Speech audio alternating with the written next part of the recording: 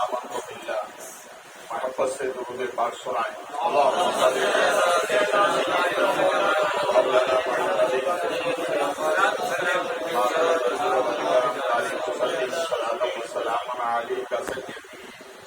یا حبیبی یا رسول اللہ صلی اللہ علیہ وسلم۔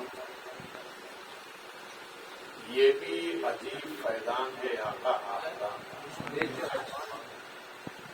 یہ بھی عجیب فیضان ہے آقا آپ کا، درود پڑھتا ہوں آپ پر سنورتا میں ہوں، درود پڑھتا ہوں آپ پر سنورتا میں ہوں، یہ بھی عجیب فیضان ہے آقا آپ کا، درود پڑھتا ہوں آپ پر سنورتا، پھر محبت سے درود پاک سنائے۔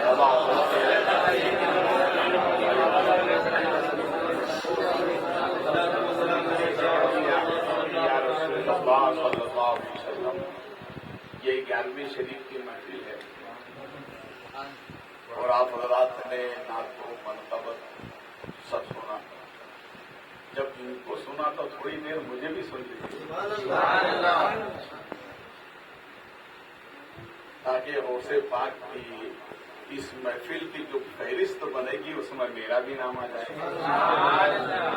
جب حضرت یوسف کو بازار مصر میں بیچا جا رہا تھا، بڑے بڑے رئیس جا رہے خریدنے کے لیے، تو ایک بڑھیا نے دیکھا ایک رئیس کو کام لکھا جا رہا ہے، کہا تمہیں معلوم نہیں حضرت یوسف کی بولی لگ رہی ہے، خریدنے جا رہا ہے، کہا رک بھیا رک، کہا کہ ہم کام میں بھی چلتی ہوں۔ تو اس رئیس مصر نے اوپر سے نیچے تک دیکھا، یا اللہ ہم کو خریدنے کے لیے ہم بڑے بڑے رئیس لوگ سوچ رہے ہیں خرید پائیں گے، یہ بڑھیا یہ منہ اور مسور کی دال، ہم کیا رک میں بھی چلتے ہوں۔ تو کہا ہم لوگ سوچ رہے خریدنے میں خرید پائیں گے کہ نہیں، تم کیا خرید پاؤ گے؟ تو اس بڑھیا نے جو جواب دیا وہ سنا، وہ کہتی ہے مانا کہ میں خرید نہیں پاؤں گی، مگر جب محشر میں خریدانے یوسف کی بولی لگے گی تو اس میں بھی میرا نام آ جائے گا۔ اس لیے میں نے بھی سوچا کہ غوث پاک کی فہرست میں میرا بھی نام آ جائے گا۔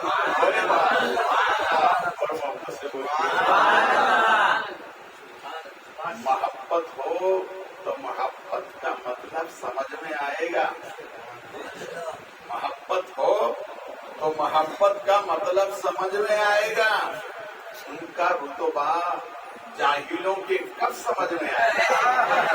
محبت ہو تو محبت کا مطلب سمجھ میں آئے گا، ان کا رتبہ جاہلوں کے کب سمجھ میں آئے گا؟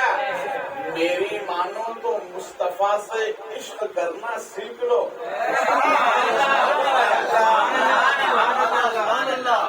حضرات کو نوٹوں سے ڈالتے ہیں، مجھے نوٹوں سے ڈالتے ہیں۔ میری مانو تو مصطفیٰ سے عشق کرنا سیکھ لو، اس میں کتنا فائدہ ہے تب سمجھ میں آئے گا، اس میں کتنا فائدہ ہے تب سمجھ میں آئے گا۔ اور ایک عاشق نے تو قلم ہی توڑ دیا، وہ یوں کہتا ہے پتھروں کو تراشا، غور غور سے سنیے نا، بیٹھے ہوئے، پتھروں کو تراشا نگینا بنا دیا، پتھروں کو تراشا نگینا بنا دیا، صحرا میں مسکرایا مدینہ بنا دیا۔ بہت قیمتی شعر سنایا میں نے، پتھروں کو تراشا نگینا بنا دیا، صحرا میں مسکرا کے مومن لفظ مدینہ سن کے ہی اتنا مسکراتا ہے، اتنا مسکراتا ہے کہ آنکھیں بند کر کے مدینہ پہنچا، اس لیے کہ مدینہ چیز ہی ہے۔ اس لیے میرے جد ہی سرکار شاہ عالم عرض کرتے ہیں، یاد جب مجھ کو مدینے کی فضا آتی ہے، یا نبی لیتا ہوں تو جنت کی ہوا آتی ہے، سانس لیتا ہوں تو جنت کی ہوا، جنت کی ہوا آتی ہے۔ اور ایک غیر مسلم شاعر ہے، پڑھے ہے تو غیر مسلم مگر بات بہت اچھی کہی، اشک بیدی ان کا نام ہے، اشک بیدی جول پوری۔ وہ کہتے ہیں یا الہی میری سوچ کو وہ اونچائی دے، یا الہی میری سوچ کو وہ اونچائی دے، آنکھیں بند کروں تو مدینہ دکھائی دے، آنکھیں بند کروں تو مدینہ دکھائی دے، آنکھیں بند کروں تو مدینہ دکھائی دے، پتھروں کو یوں تراشا نگینہ بنا دیا، صحرا میں مسکرا کے مدینہ بنا دیا۔ اور ایک دیوانے شاعر اندور کے نور شادانی، انہوں نے بڑی پیاری بات کہی، وہ کیا کہتے ہیں، کرم کی بھیک ملتی ہے تو حیات بنتی ہے۔ یا نبی آپ کے در کی جب بھیک ملتی ہے تو حیات بنتی ہے، کرم کی بھیک ملتی ہے تو حیات بنتی ہے، وہ مسکرا دیں تب بات بنتی ہے، وہ مسکرا دیں تب بڑے محبت سے۔ ہم یہاں سرکار کی بات بنانے تو آئے ہیں نا، کبھی خوش ہو جائیں گے بات بن جائیں گے۔ دیکھیے غوث پاک رضی اللہ تعالیٰ کی یہ محفل ہے، اور غوث پاک کی زندگی کے کئی پہلو ہیں، ان پہلوؤں سے ایک پہلو یہ ہے کہ غوث پاک غریبوں سے بے پناہ محبت کرتے۔ کیوں؟ اس لیے کہ غریبوں سے محبت کرنا ہمارے نبی کی سنت ہے۔ اس کی سنت ہے، ہمارے نبی مدینہ شریف میں جا رہے ہیں، سامنے میدان تھا، کچھ بچے کھیل رہے تھے، انہی بچوں میں ایک بچہ عمر جس کی 8 سال کی، اور 8 سال کی عمر جب سرکار کو آتے دیکھا تو قریب ہوئے اور جھک کر سرکار کے تلووں کو چوما، سرکار کے قدم چومے، اور قدم چوم کر کہتے ہیں میرے آقا کوئی حکم مجھے بھی بتائیں تاکہ میں بھی اس پر عمل کروں۔ سبحان اللہ۔ اب چھوٹے بچوں کو کیا کام بتایا جاتا ہے جو ان کے لائق ہو، تو چھوٹے چھوٹے کام بتاتے ہیں چھوٹے بچوں کو ان کی عمر کے اعتبار سے۔ تو رسول کریم صلی اللہ علیہ وسلم نے اس صحابی کو چھوٹے چھوٹے کام بتائے۔ اب محبت کا یہ عالم، محبت کا یہ عالم، صحابہ فرماتے ہیں کہ نبی کریم صلی اللہ علیہ وسلم اس صحابی سے ملنے ان کے گھر پر 2 مرتبہ جاتے ہیں۔ کتنی مرتبہ؟ 2 مرتبہ۔ ان صحابی کے گھر پہ ہمارے نبی صبح بھی جاتے اور شام بھی جاتے، سبحان اللہ، صبح بھی جاتے اور شام بھی جاتے۔ اللہ اکبر، جن کے در اقدس پر 70,000 ملائک صبح اور شام آتے ہیں سلامی دینے کے لیے، اور وہ نبی ان صحابی کے گھر جاتے۔ دیکھیے دنیا سے سب کو جانا ہے، کوئی رہنے کے لیے نہیں آیا ہے۔ دنیا میں آنے کی ترتیب ہے، پہلے باپ آتا ہے، پھر بیٹا آتا ہے، پھر پوتا آتا ہے، یہ ترتیب ہے دنیا میں آنے کی، مگر جانے کی کوئی ترتیب نہیں ہے۔ باپ بیٹھا ہوا ہے، بیٹا چلا گیا، دادا بیٹھا ہوا ہے، پوتا چلا گیا، تو آنے کی ترتیب ہے، جانے کی کوئی ترتیب نہیں ہے۔ ان صحابی جن سے ہمارے نبی ملنے جاتے ہیں ان کی عمر ہوئی 12 سال کی، سرکار کے ایک مرتبہ تشریف لے گئے، تو رسول پاک صلی اللہ علیہ وسلم ان کے کان میں کچھ جملے تھے، اور پھر ارشاد فرمایا کہ سنو، جب تمہارا انتقال ہو جائے تو مجھے خبر کرنا، میں خود تمہاری نماز جنازہ پڑھاؤں گا۔ دنیا سے سب کو جانا ہے، کوئی رہنے نہیں آیا، مگر وہ تو مدینے کے لوگ، سبحان اللہ، ان کا انتقال۔ اب چونکہ ان کا مکان تھا یہودیوں کا جو محلہ تھا مدینے میں، اس کے پڑوس میں ان کا مکان تھا. رات میں انتقال ہوا تو سرکار کو خبر اس لیے نہیں دی گئی کہ رسول پاک کو تکلیف نہ ہو، اس لیے ان کے والد نے سرکار کو خبر نہ پہنچائی. صبح سرکار کو اطلاع ملی کہ آپ کے فلاں صحابی کا انتقال ہو گیا اور انتقال کے بعد ہی ان کو قبرستان میں دفن کر دیا گیا. مگر یاد رکھیے، یہ وہ قبرستان نہیں تھا جو آج جنت البقیع ہے. یہ قبرستان نہیں تھا، یہ تو سرکار تشریف لے گئے بعد میں جنت البقیع بنا. اس سے پہلے ایک دوسرا قبرستان مدینہ شریف میں تھا. رسول کریم صلی اللہ علیہ وسلم کو معلوم ہوا میرے آقا اس قبرستان میں تشریف لے گئے اور سرکار ان کی قبر پہ کھڑے ہو کر میرے آقا نے کچھ پڑھا اور پڑھنے کے بعد دونوں ہاتھ اٹھائے. سبحان اللہ. یہاں سے ثبوت ملتا ہے جو ہم اولیاء اللہ کے مزار پر جا کر قرآن پڑھتے ہیں، دعا کرتے ہیں، ان کا قرص کرتے ہیں، یہ سب نبی کے سنت ہے. سرکار نے دعا فرمائی اور ان کے والد سے فرمایا مبارک ہو، رب نے تمہاری شہزادے کو جنت میں اعلیٰ مقام عطا فرمایا. مگر وہ صحابی تھے غریب. کون تھے؟ غریب. اور غریبوں سے نبی نے بڑی محبت فرمائی ہے. پر اسی پہلو کو سرکار غوث پاک نے سامنے رکھا اور غوث اعظم سرکار بھی غریبوں سے بڑی محبت فرماتے تھے. ایک مرتبہ کسی مرید نے پوچھ لیا حضور آپ یہ بتائیں آپ کے مریدوں میں امیر بھی ہیں، غریب بھی ہیں، متقی بھی ہیں، پرہیزگار بھی ہیں، گناہ گار بھی ہیں، تو سرکار یہ بتائیں آپ کن سے قریب ہیں اور وہ کون لوگ ہیں جن سے آپ قریب ہیں.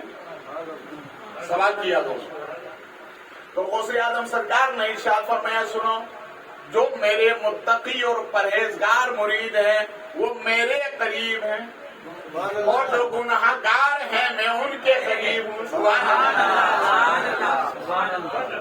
نیکوکار میرے قریب ہیں، میں گناہ گاروں سے قریب ہوں.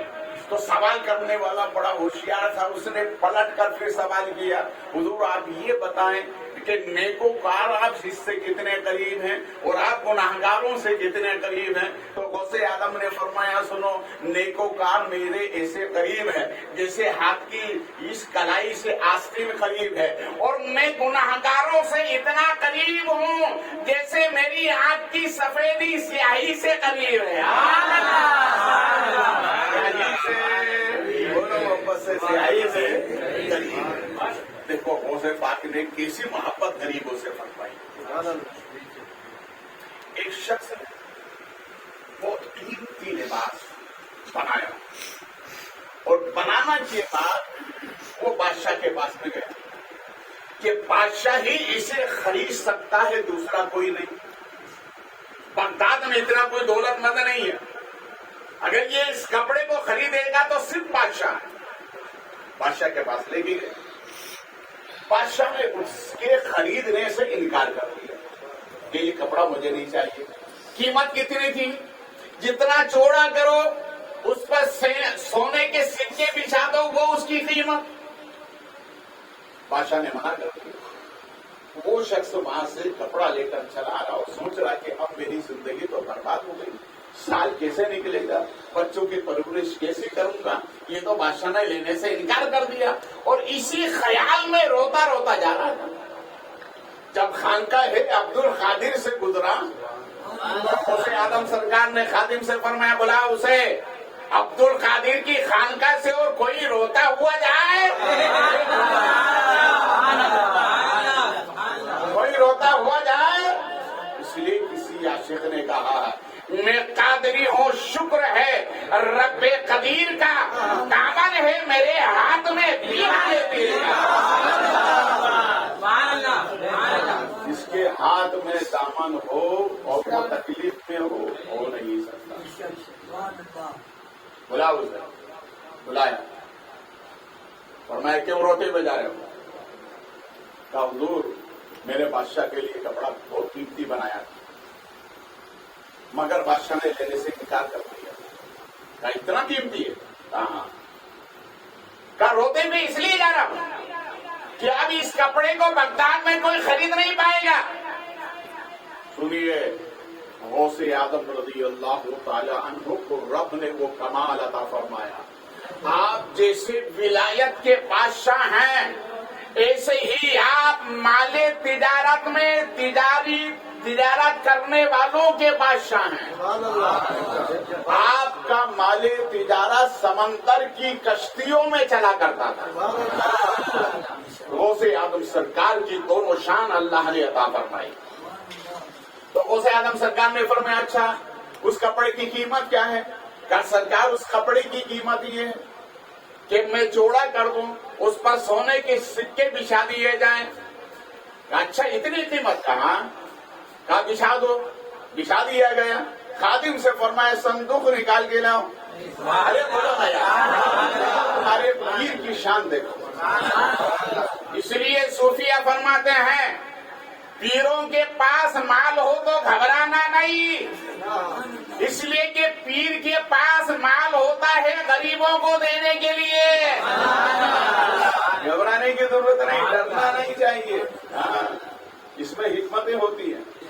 بہرحال تو غوث اعظم رضی اللہ تعالیٰ نے فرمایا اچھا صندوق لاؤ۔ خادم سے فرمایا کپڑے پہ بچھا دو۔ بچھا دیا۔ فرمایا یہ قیمت اٹھاؤ۔ قیمت اٹھا لی، لے کے چلا گیا۔ غوث اعظم سرکار نے فرمایا جاؤ۔ غوث پاک سرکار کا ایک خوبصورت کپڑا سینے والا، پرانی زبان میں جس کو درجی کہتے تھے آج اس کو ٹیلر کہتے ہیں، اور آگے زمانہ بڑھا تو اس کو ماسٹر کہتے ہیں، اور آگے زمانہ بڑھا تو اس کو کٹر کہتے ہیں۔ زمانہ بڑھتا رہا، زمانے بدلتے رہے۔ میرے حال وہ مخصوص تھا، آپ اس کو بلایا۔ بلانے کے بعد فرمایا میرا جوبہ تیار کر دو۔ اچھا ٹھیک ہے۔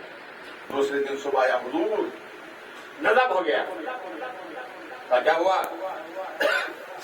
سرکار جوبہ تو تیار ہو گیا مگر ایک آستین کا کپڑا کم ہو گیا، اور سرکار مارکیٹ میں ایسا کپڑا بھی نہیں ہے بغداد کی جو اس کے مناسب ہو۔ لوگوں سے بات نے فرمایا کوئی بات نہیں، اس میں ٹاٹ کا کپڑا لگا دو۔ بولو نا یار، کائے کا کپڑا لگا دو؟ بولو نا، ٹاٹ کا کپڑا۔ آپ لوگ ایسا پہنیں گے؟ یہ تو غوث پاک کی شان ہے یار۔ اب غوث پاک سرکار اس قیمتی لباس کو پہن کر بازار میں نکلے، جس کو دیکھے وہ کہتا ہے سرکار بڑا خوبصورت ہے، جسے دیکھو وہ کہتا ہے بڑا خوبصورت ہے۔ اگر ایک مرید کہتا حضور اس میں تو یہ ٹاٹ کا کپڑا مناسب نہیں ہے، تو غوث پاک نے فرمایا سنو، یہ قیمتی کپڑا اس لیے پہنتا ہوں کہ بادشاہوں کے غرور کو توڑتا ہوں۔ ارے بولو یہ قیمتی کپڑا اس لیے پہنا کہ بادشاہوں کے غرور کو توڑتا ہوں، اور یہ ٹاٹ کی آستین اس لیے ہے کہ اپنے نفس کے غرور کو توڑتا ہوں، اپنے نفس کے غرور کو توڑتا ہوں۔ اور یہ قیمتی لباس پہن کے گئے تو چیتا یہ خبر بادشاہ کے پاس پہنچی۔ بادشاہ لوگ کہنے لگے یار ہمارے پاس نہیں، وہ عبد القادر کے پاس، عبد القادر کے پاس۔ بادشاہ نے حکم دیا عبد القادر کو لے کر آؤ، غوث اعظم سرکار کو لے کر آؤ۔ تعلیم دیا کا بادشاہ نے بلایا، فرمایا بادشاہ سے کہو جا کر وہ اس کا کام کرے، میں اپنا کام کرتا ہوں۔ وہ بادشاہ ہے تو میں بھی بادشاہ ہوں، فرق اتنا ہے وہ دنیا دار ہے میں دیندار ہوں،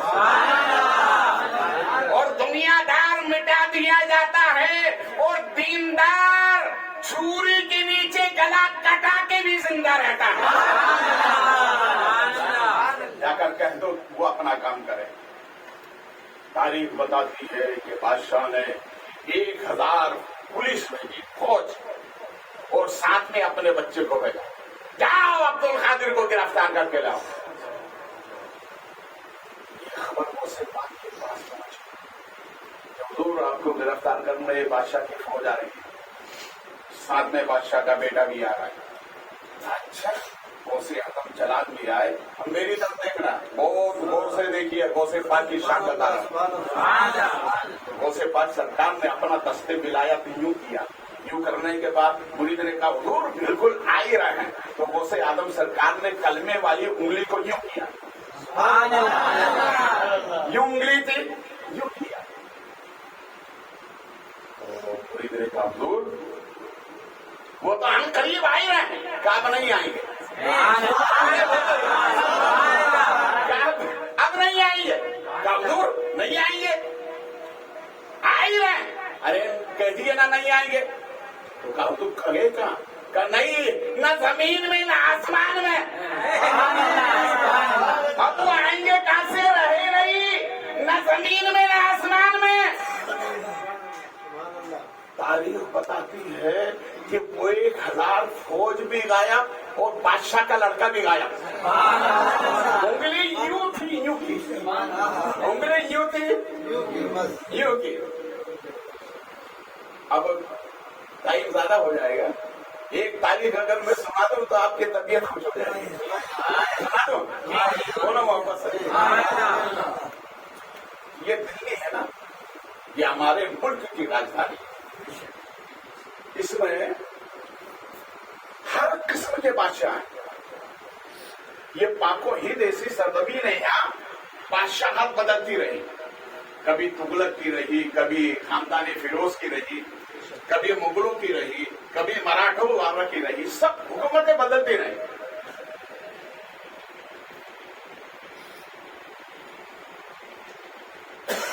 ये तो बादशाह लोग हैं जो तलवार के सहारे से हुकूमत करते हैं, और एक वो बादशाह जो दिलों के बादशाह होते हैं, जिनको वली कहते हैं, वो दिलों पर हुकूमत करते हैं। दिल्ली पर 22,000 की फौज सरहद दिल्ली पर आई और आकर खड़ी हो गई, और दिल्ली वालों को ऐलान कर दिया आज हम दिल्ली पर हमला करेंगे। तो हजरत शाहजहां ने जहां सोहरवर्दी रहमतुल्लाह अलैह, जिनका मज़ार जामा मस्जिद के सामने की आपका मज़ार है, इधर तो हजरत चलफी शाह रहमतुल्लाह अलैह का हरे भरे शाखा है, और इस तरफ पसे पुश आपका मज़ार शरीफ है। लोग आपके पास गए, जाकर कहा मुरीदों ने कहा हुजूर ऐसा ऐसा है और 22,000 की फौज आ चुकी है, दिल्ली को तबाह कर देगी। कहा क्यों? कहा हमला करने के लिए आए। कहा हुजूर आप दुआ करें। तो आपने फरमाया जाओ, तुम जाओ और जाकर के आराम करो, हम देख लेंगे। कहा हुजूर वो तो सर पे आ गए। जाओ ना तुम आराम करो, हम देख लेंगे। तो हजरत ने बुलाया, और बुलाने के बाद इरशाद फरमाया हरे भरे शान है, चल फिर शाह जो आपके मुरीद थे उनको बुलाया, बुलाकर कहा कि सुनो सवारी तैयार करो। कहा तो ठीक है, दोनों सवार हो गए। पीर ने मुरीद से कहा सुनो, जब मैं कहूं चट तो तुम कह देना पट। देखो मैं खानकाही हूं, इसलिए खानकाही बोली बोल रहा।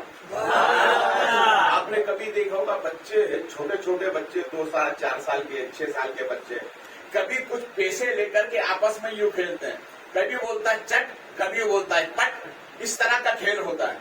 छोटे छोटे बच्चे कभी खेलते हैं, तो चट और पट। पीर ने फरमाया मैं कहूं चट तो तुम कह देना पट। ठीक है, जरूर रवाना हो गए। सरहद दिल्ली पर 22,000 का नरका खड़ा हुआ था। हजरत ने फरमाया सुनो जैसे आए वैसे चले जाओ। क्या नहीं आएंगे, हम दिल्ली को तबाह कर देंगे, यहाँ के रहने वालों को कत्ल कर देंगे। हजरत ने कहा समझा रहा हूँ चले जाओ। क्या नहीं हम नहीं आएंगे। तो हजरत जलाल भी आए, फरमाए चट, तो पीछे से मुरीद ने कहा जमीन शक हुई। 22,000 की फौज जमीन के अंदर। तारीख आज तक बताने के लिए खामोश है कि वो लोग कहेगा, इसलिए आज हम भी कहते हैं कि हमारी खामोशी से फायदा ना उठाओ, اگر غوث پاک نے چٹ کہہ دیا، خواجہ نے پٹ کے دیا، تو اس ملک میں سوائے ہمارے کوئی اور نہیں ہوگا۔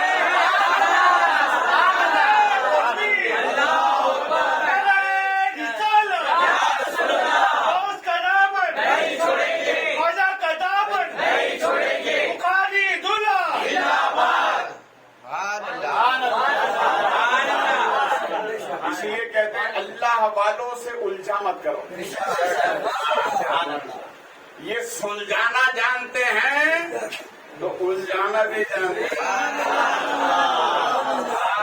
اس لیے اس سے الجھو گے تو خطرہ ہے، اور سوچ کے چلو گے تو ایمان کی برکت ہے۔ تو غوث اعظم سرکار نے جو انگلی اٹھائی، صاحب میں بہت تاریخ بات بتا رہا ہوں آپ کو۔ وہ جو بادشاہ تھا نا، وہ بھی بغداد میں ایک پیر صاحب تھے، ان کا مرید تھا، اس لیے کہ بغداد میں پیروں کی کمی نہیں، پیروں کی خان ہے وہاں، ایک سے ایک ولی آرام فرمائے وہاں۔ تو بادشاہ پیر صاحب کے پاس گئے اور جا کر کہا حضور میں نے عبد القادر جیلانی کو گرفتار کرنے کے لیے 1000 فوج کا دستہ بھیجا تھا، اور ساتھ میں نے اپنے بیٹے کو بھیجا تھا۔ حضور 11 دن سے زیادہ ہو گئے، پتا نہیں کہاں ہے، پتا نہیں کہاں ہے۔ تو وہ پیر بھی بڑے سمجھدار تھے کہ عبد القادر کے آگے کسی کی چلتی نہیں ہے۔ ہمارے پیر غوث اعظم ایسے پیر ہیں، ان کے آگے میں بتا رہا ہوں آپ کو کیوں نہیں چلتے۔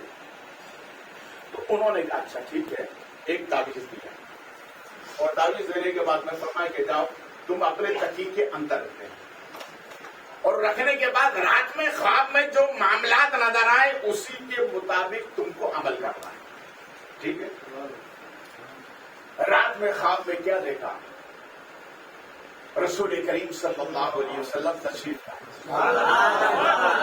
ساتھ میں حضرت ابو بکر صدیق ہیں، فاروق اعظم ہیں، عثمان غنی ہیں، مولا علی ہیں، بلال حبشی ہیں، ساتھ میں صحابہ کی جماعت میں سرکار تشریف لائے۔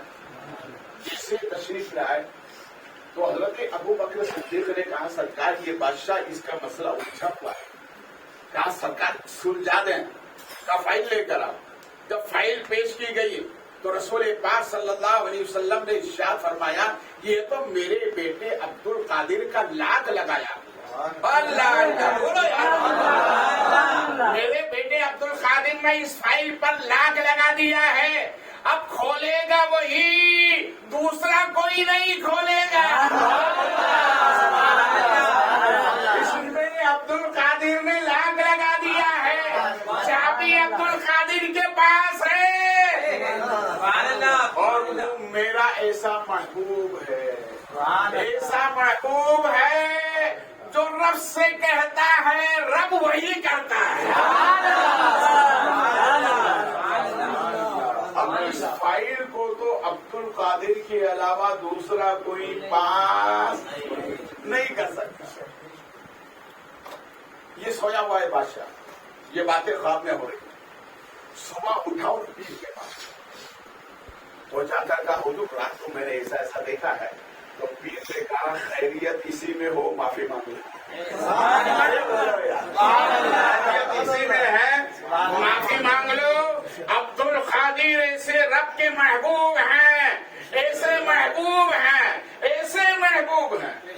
حضرت خضر علیہ السلام جا رہے تھے پہاڑی کے قریب سے، تو کیا دیکھا کہ ایک اللہ کا بندہ کمبل اوڑے پہ تانے ہوئے سو رہا ہے۔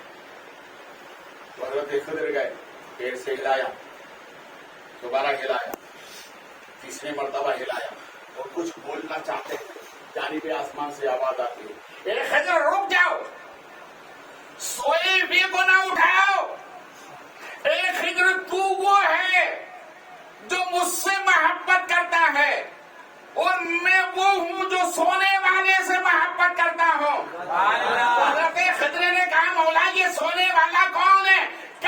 वलियों का सुल्तान अब्दुल कादिर जीलानी है। ऐसे महबूब है अल्लाह। तो उसने कहा कि खैरियत इसी पर माफी मांग लो।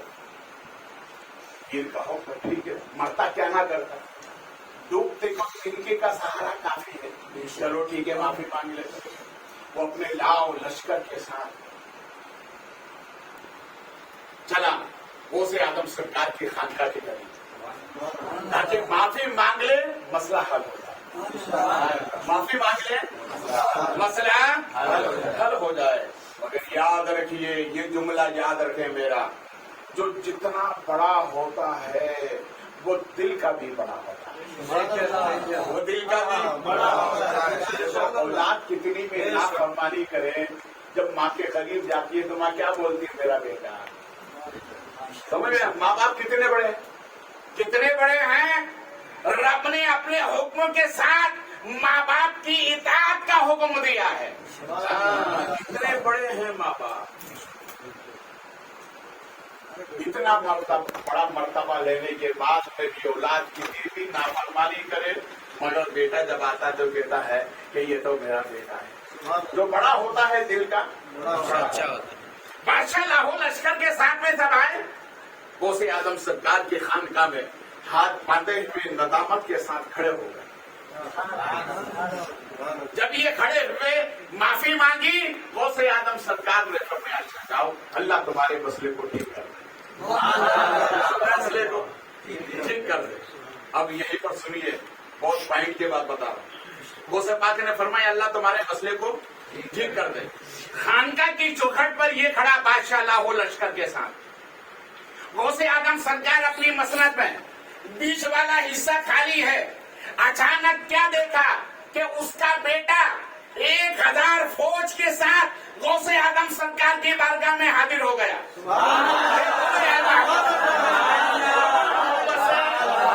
गौसे आदम सरकार की बारगाह में हाजिर हुआ। कब हाजिर हुआ? जब गौसे आदम ने उनको गायब किया था तो उंगली को यूं किया था, और जब हाजिर करना चाहा तो खड़ी उंगली को यूं कर दिया। अरे बोलो, ये है गौसे पाक की उंगली का आलम है। जब उंगली में इतना पावर है तो आपके पूरे वजूद में कितना पावर है। इसलिए तो आला हजरत अर्ज करते हैं, सर भला क्या कोई जाने के है कैसा तेरा, औलिया मलते हैं आंखें वो है तलवा तेरा। और तलवा सबके नीचे होता है। कहाँ होता है? बोलिए, सबके नीचे। जब सबके नीचे का ये आलम है तो जलवा सबके ऊपर होता है। तलवे का ये आलम है तो जलवे का आलम क्या होगा। तो वो फौज और वो बादशाह का बेटा आया तो उसने गौसे आदम सरकार की तरफ देखकर कहा, हुजूर जब से आपने इशारा किया, जब से आपने हमारी तरफ इशारा किया, रब ने वो करम फरमाया कि हम ऐसी महफिल में थे कि हर रोज नबी की मिलाद पढ़ा करते थे। हर रोज नबी की मिलाद पढ़ा करते थे। सरकार इस बाप ने हमें बुलवा लिया, सरकार हुक्म दे तो इसे हम कत्ल कर दें। इसने उस महफिल से हमें बुलाया क्यों? देखो, गौसे पाक का इशारा यूं किया तो नबी की महफिल में पड़ दिया। बोलो यार, आलम है वो। तो गौसे आदम सरकार रज़ी अल्लाह ताला को इरशाद फरमाते, अच्छा नहीं तुम्हारा बाप है, हाँ वो चलो, मैंने उसे माफ कर मैंने उसे माफ कर दिया। तो बेटा कहता है, सरकार आपने उस महफिल से हमें बुला लिया, अभी ये बाप है मुझे लेकर जाएगा। अब मैं हर रोज जो महफिल में रहा करता था, सरकार वो महफिल हमें मिलेगी कहाँ? तो फरमाया, जब भी याद आ जाए तो कहीं और न जाना, अब्दुल कादिर की बारगाह में आ जाना, यहाँ हर रोज महफिल रसूल होती है।